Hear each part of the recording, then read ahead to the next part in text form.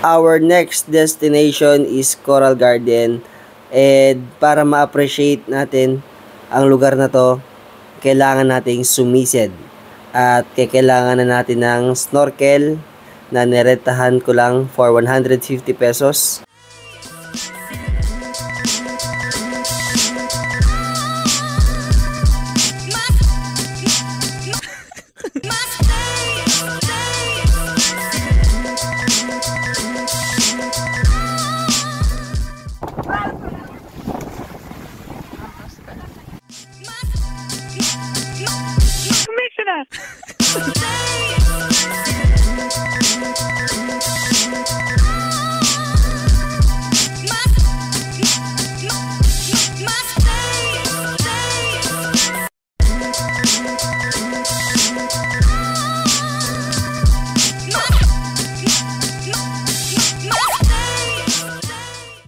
Pagtalon ko nga sa dagat, nawala sa arrangement yung snorkel ko. That's why kailangan ko pa siyang ayusin.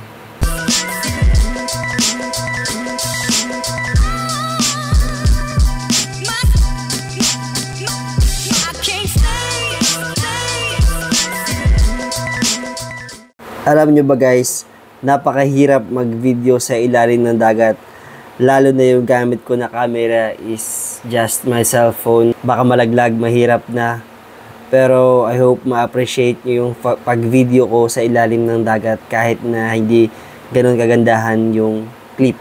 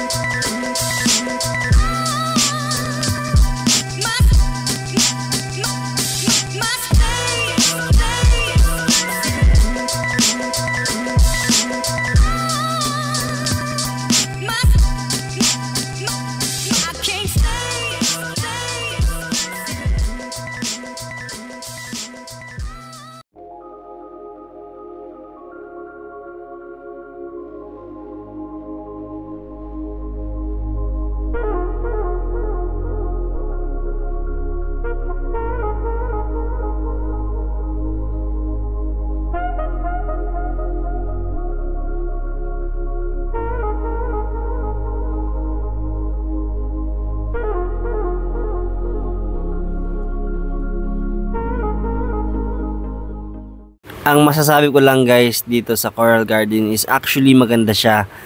Pero syempre hindi nyo ma-appreciate yun dahil pangit nga yung pagkuha ko ng video. Pero in reality, worth it siya, and almost 10 minutes boat ride lang naman siya sa Twin Lagoon.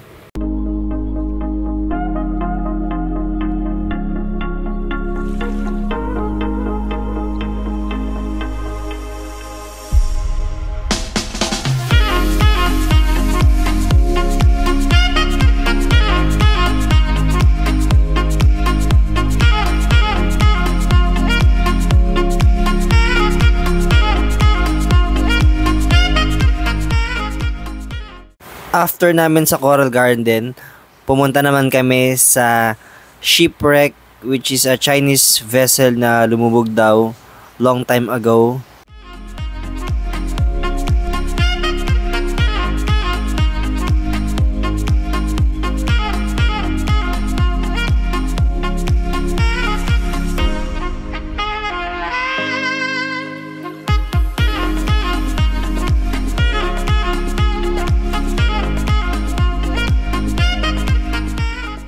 Para nga makarating sa shipwreck, kailangan naming lumangoy papunta doon, which is almost 30 meters ang layo from our boat, kasi napakaraming boat sa aming paligid at napakaraming ding tao doon.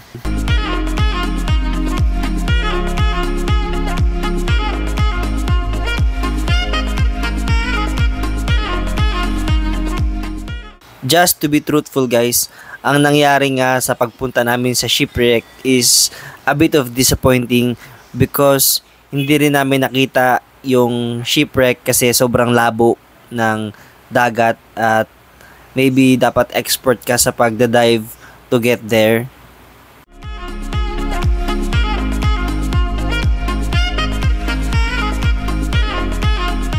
Well guys, nasiraan kami ng makina. Dapat sana sa beach kami kakain ng aming lunch. But unfortunately, yun nga, nasira ang aming makina. That's why dito na lang kami kakain malapit sa may shipwreck.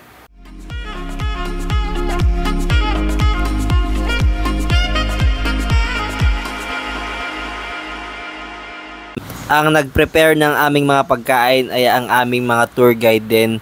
For 1,500 included na ang pagkain. Kahit nga hindi kami natuloy sa beach, napakaganda na naman ng view dito kaya okay lang at masarap ang kanilang mga sinerve na mga pagkain.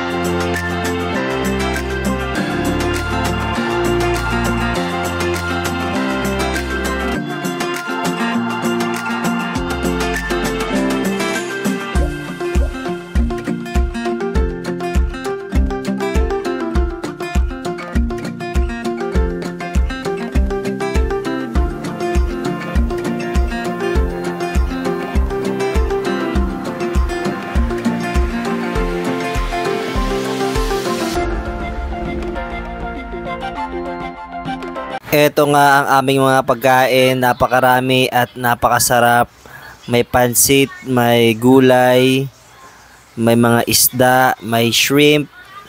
After namin kumain, pumunta kami ng CYC Beach which is about 10 minutes ang aming boat ride and nagkaya kami papunta sa beach mismo. And after namin pumunta sa beach ay pupunta kami sa Kayangan which is the highlight of our tour. So, see you in the next vlog guys.